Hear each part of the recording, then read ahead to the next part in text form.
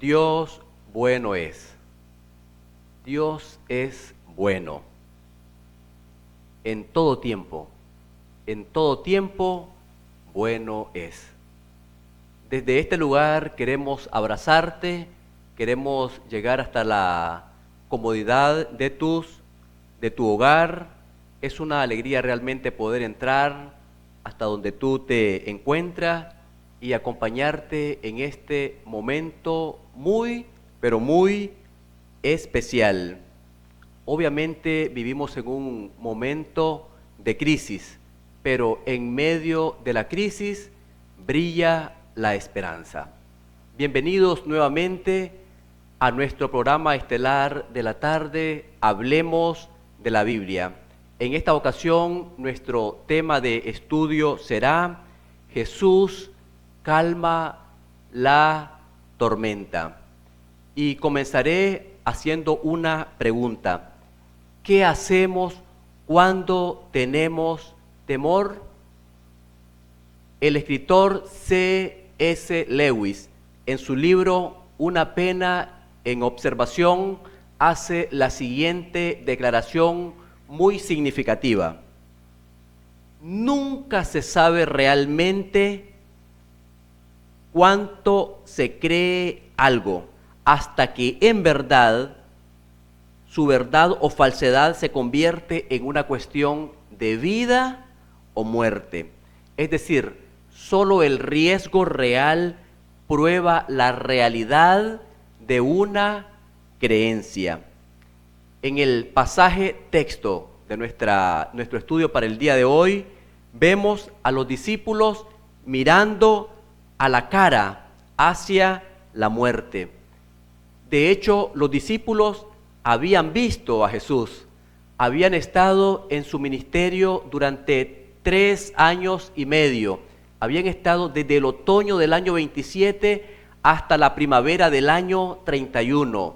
Seguramente lo habían visto hacer muchos milagros, expulsar demonios, lo habían visto incluso hacer uno de los milagros más grandes que menciona el Nuevo Testamento, resucitar a un amigo después de 4 días de muerte. Me refiero al hecho de resucitar a Lázaro. Sin embargo, a pesar de todo esto, en un momento determinado los discípulos tienen cierto temor. Obviamente los discípulos habían compartido con Jesús muchas cosas, lo habían visto enseñar a grandes multitudes, pero en esta historia y hasta la resurrección, realmente el registro bíblico muestra que no entendieron quién era la persona de Cristo Jesús. No entendieron que era el Mesías, era realmente el Hijo de Dios. En el contexto histórico del pasaje que vamos a analizar en esta ocasión, podemos ver que grandes multitudes seguían a Jesús, lo agolpaban, es decir, lo seguían, pero con grandes multitudes que básicamente Jesús a veces tenía que irse a un lugar solitario para poder estar, valga la redundancia, solo. En esta ocasión es posible que la multitud que seguía a Jesús de cierta manera hasta haya sido un poco agresiva, y por eso Jesús les enseña desde la barca cerca de la orilla, según el registro sagrado. Y para ello vamos a ir al libro de San Marcos, al Evangelio según San Marcos, al capítulo 4, versículos 35 al 41. Dice así: al atardecer de ese día, Jesús dijo a sus discípulos: pasemos a la otra orilla. Despidieron a la multitud y lo llevaron en la barca tal como estaba. Había también con él otras barcas.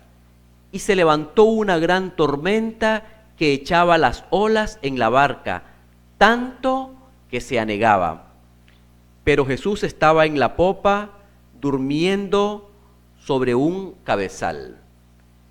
Lo despertaron y le dijeron: Maestro, ¿no tienes cuidado que perecemos? Jesús se levantó, reprendió al viento y dijo al mar: calla, enmudece.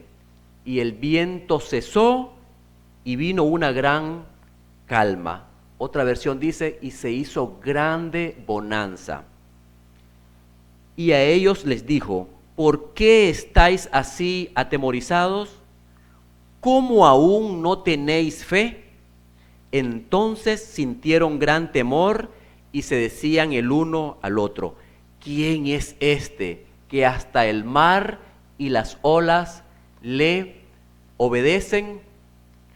De este pasaje podemos extraer varias preguntas que la iremos analizando o respondiendo en el transcurso de nuestro estudio.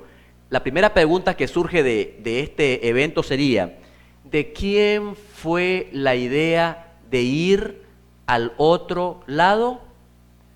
Ahora, según el versículo 35, ¿qué palabras muestran de que cierto personaje dio la idea de pasar al otro lado? ¿A quién reprendió Jesús? ¿A quién le dijo Jesús que se quedara quieto? ¿Qué tono de voz imaginas tú que usó Jesús con los discípulos en este evento? ¿Cuál crees tú que es el quid del asunto o el punto principal de esta historia? Y finalmente, ¿por qué tú crees que San Marcos mencionó el hecho de que también había otras barcas? Después de un largo día de enseñanza, Jesús sugiere cruzar el lago y los discípulos se hacen cargo del proyecto. Después de todo, navegar podemos decir que era la especialidad de los apóstoles de Jesús. Algunos de ellos pues eran pescadores, como el apóstol Pedro y su hermano, y otros pues se habían hecho a la mar. Es decir, para los discípulos el mar no era un asunto que podía traerles temor. Navegar era su área de especialización. Ya lo habían hecho con anterioridad. Y el divino maestro, según el registro sagrado, estaba exhausto y buscó un lugar donde recostar su cabeza, es decir, para quedarse dormido. En este texto nosotros encontramos que la palabra grande se repite 3 veces. Se menciona que hubo una gran tormenta, hubo una gran calma, pero también hubo gran temor. Ahora, la mayor parte de mi vida he entendido que el punto principal de esta historia de Jesús es que los discípulos son regañados una vez más por ser tontos o por equivocarse nuevamente, con la lección aprendida de que nosotros no debemos ser como los discípulos y tener miedo cuando nos enfrentamos ante la muerte. Pero un estudio más concienzudo de este evento puede decirnos exactamente todo lo contrario. Y es que aquí la palabra mega, traducido al español como grande, se menciona 3 veces en ese pasaje y nos puede servir como peldaños lógicos, nos puede servir como algo que podemos irlo analizando a medida que reflexionamos respecto del significado de esta experiencia. Tenemos 3 grandes cosas y un pequeño pensamiento. La primera expresión, grande, se refiere a una gran tormenta.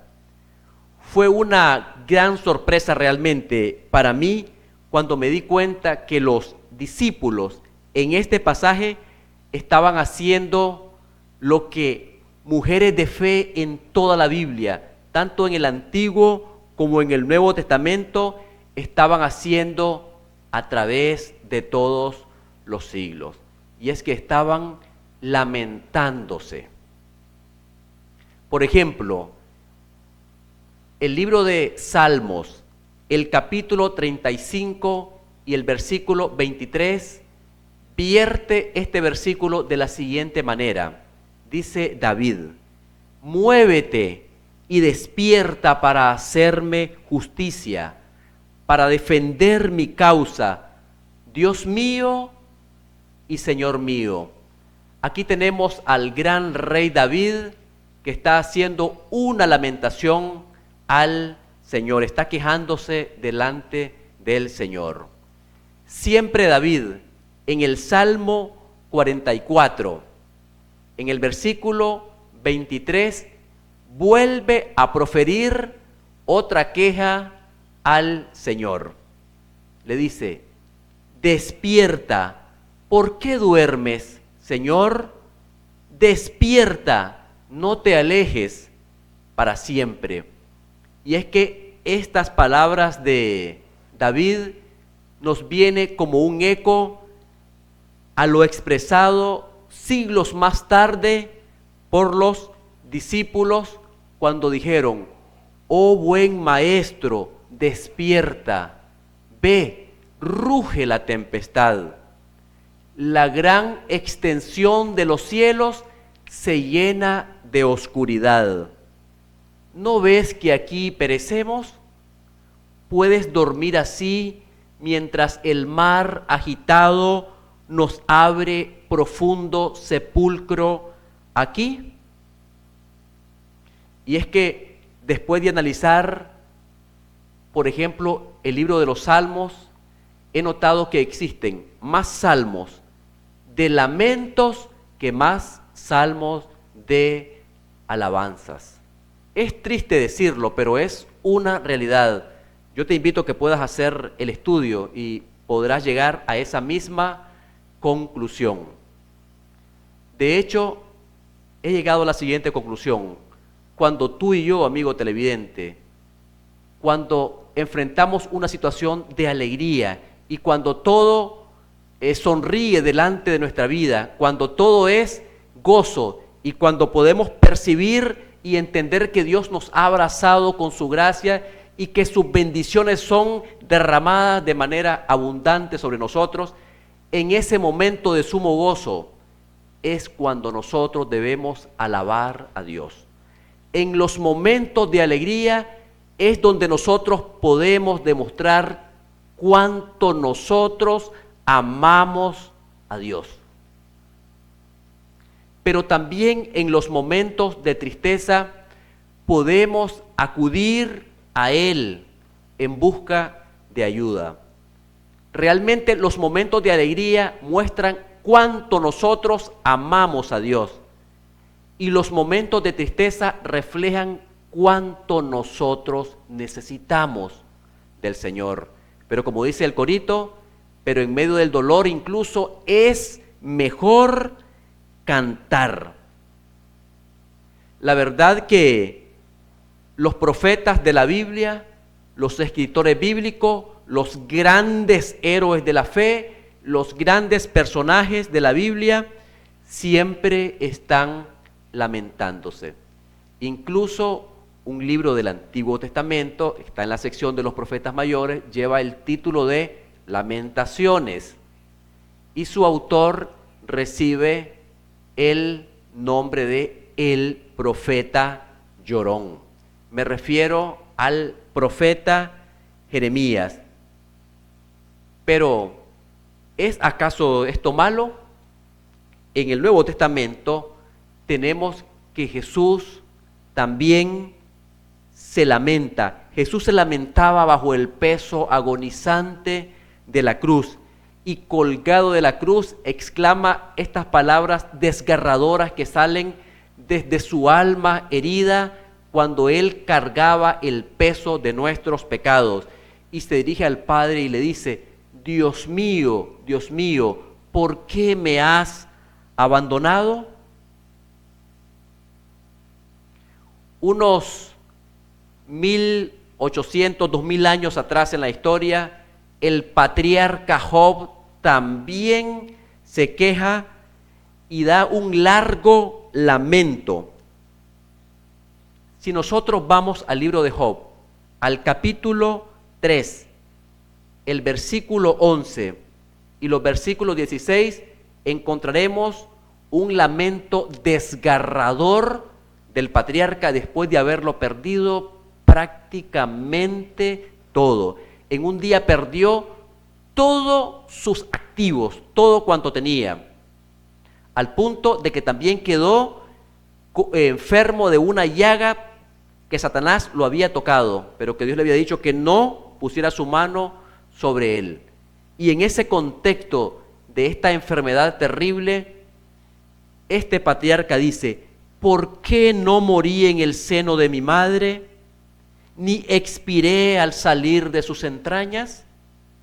¿Por qué no fui enterrado como un aborto, como los pequeños que nunca vieron la luz? Y sin embargo, por muy raro que nos parezca, el Dios Altísimo no reprende a Job. El Dios Altísimo entiende al patriarca. A pesar de los lamentos y preguntas y cuestionamientos difíciles de Job, Dios no lo confronta, sino que el Señor entabla un diálogo divino con Job, y al final Job recibe las respuestas a sus preguntas. Obviamente no las preguntas que Job esperaba, pero Dios le responde. Ahora, al mirar a los ojos a la muerte, el miedo es una respuesta humana, yo diría una respuesta saludable, y el lamento es una expresión realmente honesta de fe. He oído algunos predicadores que dicen que no debemos expresar nuestros temores. Sin embargo, el miedo es una respuesta humana y hasta cierto aspecto es saludable. Muestra que creemos que Dios está allí aún en medio de la tormenta. Podemos estar tristes, sí, pero podemos estar confiados de que no estamos solos. Como dice el Salmo 23, aunque ande en valle de sombra de muerte, no temeré mal alguno, porque tú estarás conmigo. Es decir, tener temor no es algo que es pecaminoso. Puede ser una respuesta saludable de nosotros. Podemos tener temor, pero podemos asirnos del brazo del Omnipotente y saber que Dios camina con nosotros, incluso en el valle de sombra y de muerte. Esta actuación muestra que creemos que Dios está allí, en medio del dolor, escuchando, sabiendo que le importa nuestro dolor, porque Dios sabe, Dios oye y Dios ve. Y así nosotros, por ejemplo, podemos preguntarnos, podemos decir: ¿le importará a Jesús que esté doliente mi corazón? Si ando en senda oscura de aflicción, ¿puede darme consolación? Y encontraremos la respuesta del Divino Maestro: le importa, sí. Su corazón comparte ya mi dolor. Sí, mis días tristes, mis noches negras le importan al Señor. Podemos preguntar: ¿le importará cuando diga adiós al amigo más caro y fiel, y mi corazón lleno de aflicción haya de apurar la hiel? Y nuevamente contestaremos, escucharemos a Él diciéndonos: sí, le importa. Sí, mis días tristes, mis noches negras le importan al Señor. Y es que quiero recalcar esto porque como cristianos hemos de ser honestos respecto de nuestras emociones. Es cierto, esto requiere valor, certeza, tenacidad, valor para admitir nuestros miedos, pero aún en medio del dolor es mejor cantar. Por eso en el registro bíblico, muchas veces cuando un ángel del Señor se le aparecía a algún personaje bíblico, siempre le decía, no temas, porque Dios conoce la condición humana, Dios conoce la fragilidad humana. Lo que Dios quiere es que nosotros aceptemos de que Dios puede ser nuestro consuelo y que Él está allí presto para ayudarnos. Debemos saber, debemos aceptar que Dios comprende tus lágrimas. Es decir, el Señor entiende el lenguaje de las lágrimas. Por eso David decía que el Señor tiene en su redoma todas las lágrimas que Él ha derramado en el transcurso de sus vidas. Y es que, amigo, hermano, todos en algún momento de nuestra vida hemos tenido momentos de dolor, hemos tenido momentos en el cual nosotros hemos tenido que derramar nuestra alma delante del Señor. Y solo Dios sabe cuánto hemos sufrido. Pero si Dios no ha estado con nosotros, pudiésemos haber llegado incluso al punto de la locura. Y estoy pensando en una madre que está luchando con su hijo, que lucha porque su hijo regrese a la senda del Señor. Estoy pensando en una madre que su hija ha abandonado el hogar, ha desoído su consejo. Estoy pensando en alguien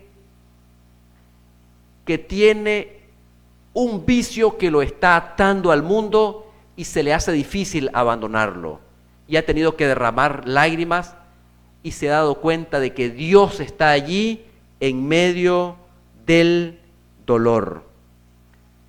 Digo esto porque decir que tenemos fe cuando de hecho tenemos miedo, eso es una mentira. Y mentir es un pecado. Dios quiere que vengamos a Él tal cual somos, con todas nuestras falencias, con nuestras debilidades. Dios sabe nuestra condición humana. Dice el apóstol Pedro, echando toda vuestra ansiedad sobre Él, porque Él tiene cuidado de vosotros. Cuando nosotros tratamos de fingir, realmente lo que estamos haciendo es tratando de adoptar o fingir una fe que no es nuestra, o una fe que, por decirla de una manera, es una obra fuera del vaso. Es una hipocresía. Por eso Jesús reprendió a los fariseos y a los escribas. En el libro de San Mateo 23, el versículo 25, ahí aparece uno de los ayes de Jesús sobre esta gente impenitente. Mateo 23, 25 dice: ay de vosotros, escribas y fariseos hipócritas, porque limpiáis el exterior del vaso y del plato, y por dentro estáis llenos de robo y desenfreno. Fingir una fe es como pretender limpiar el vaso por fuera, estando sucio por dentro. Debemos sincerarnos con Dios, admitir nuestra condición, admitir nuestra falta de fe a Dios. La verdad es que Dios sabe, conoce cómo realmente nos sentimos, y lo que intentamos ocultar, Dios lo revelará claramente un día. Esto Jesús lo expresó en el Evangelio según San Lucas, en el capítulo 8 y el versículo 17. Dice Jesús: porque nada hay oculto que no se haya de manifestar, ni cosa escondida que no se haya de conocer y salir a la luz. La segunda palabra que lleva nuestro estudio de hoy tiene que ver con una gran calma. Ya vimos la primera, una gran tormenta. Ahora analizaremos una gran calma. En este evento Jesús es despertado por las súplicas de los discípulos. Pero qué interesante, amigo, y es que Jesús reprende al viento, no a los discípulos. Vamos a ir al Evangelio según San Marcos, el capítulo 4, y leeremos el versículo 39. Dice: Jesús se levantó, reprendió al viento y dijo al mar: calla, enmudece. Y el viento cesó y vino una gran calma. Jesús reprende al viento, no reprende a sus discípulos. Esta palabra reprensión o reprender, esta es la misma palabra que usó Jesús cuando en cierta ocasión Jesús reprende a los espíritus malignos de un hombre que lo estaban agobiando. Ese relato bíblico lo encontramos en el Evangelio según San Marcos, el capítulo 1 y el versículo 25. Evangelio de San Marcos, capítulo 1, versículo 25. Pero Jesús lo reprendió diciendo: cállate y sal de él. Es decir, la misma palabra que usó Jesús cuando reprendió al viento es la misma palabra cuando reprendió a los espíritus malignos. Personalmente sé qué significa reprender a un espíritu, a un demonio maligno. Cuando estudiaba en el colegio, allá por el año 1987, pude ver realmente cómo el demonio puede casi destruir a una persona, y es difícil abandonar el cuerpo de una persona. Solamente Dios, a través de su palabra, puede liberar a un hombre de un espíritu inmundo que lo está atormentando. Y Jesús en este pasaje le dice a las olas que se callen. Obviamente Jesús va aquí al centro del problema. Sin el viento, por supuesto que no había olas. Y es que, mi querido amigo, Jesús siempre da una respuesta completa. El contexto de este pasaje es que había un gran alboroto, es decir, las olas parecía que partían el barco, pero cuando Jesús reprende al viento, hubo una gran bonanza, hubo una gran calma. Jesús puede convertir una gran tormenta en una gran calma. Jesús puede convertir un gran problema en una gran oportunidad. Puede convertir un problema y puede darnos una gran solución. Jesús les pregunta a los discípulos por qué ellos tienen tanto miedo y por qué todavía no tienen fe. Ahora, presumiblemente Jesús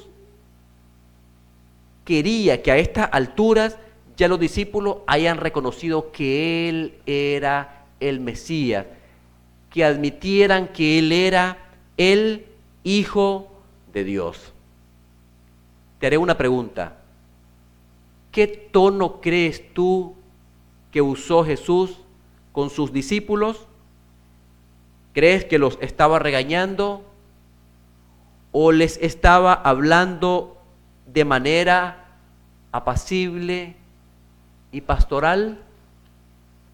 Personalmente creo lo último. De hecho, tal vez Jesús ni siquiera los estaba reprendiendo, ni siquiera los estaba regañando, sino dándose cuenta que incluso después de toda la curación, de todo lo que habían visto en el Maestro, todavía no entienden quién es Jesús para ellos. A esta altura ya deberían saber, como Natanael, que Jesús era el Mesías, que era el Hijo de Dios. La tercera palabra que aparece como grande se refiere a un gran miedo. Y es que, amigos, el miedo paraliza, el miedo no nos deja actuar. Ahora los discípulos pues manifiestan un gran temor. Nosotros le llamamos al temor fobia.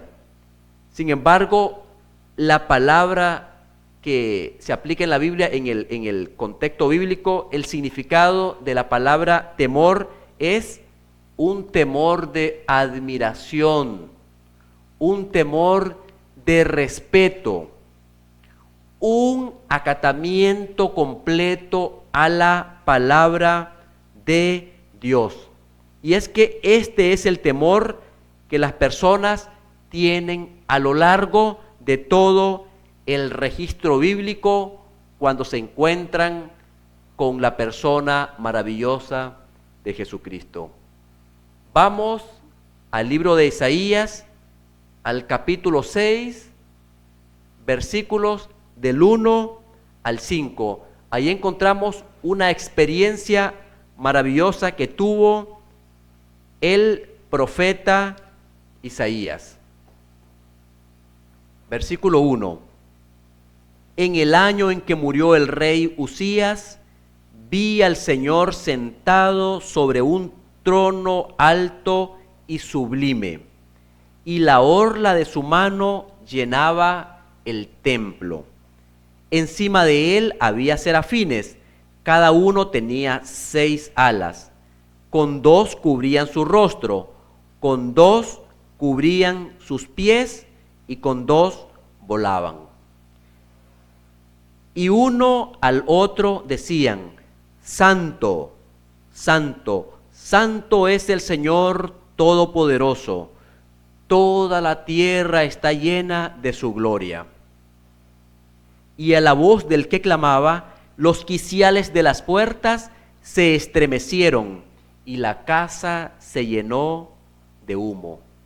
Entonces exclamé: ¡ay de mí, que soy muerto! Porque soy hombre de labios impuros, que vivo entre un pueblo de labios impuros, y mis ojos han visto al Rey, al Señor Todopoderoso. Versículo 6. Entonces voló hacia mí uno de los serafines con una brasa encendida en su mano, tomada del altar con una tenaza. ay de mí que soy hombre muerto.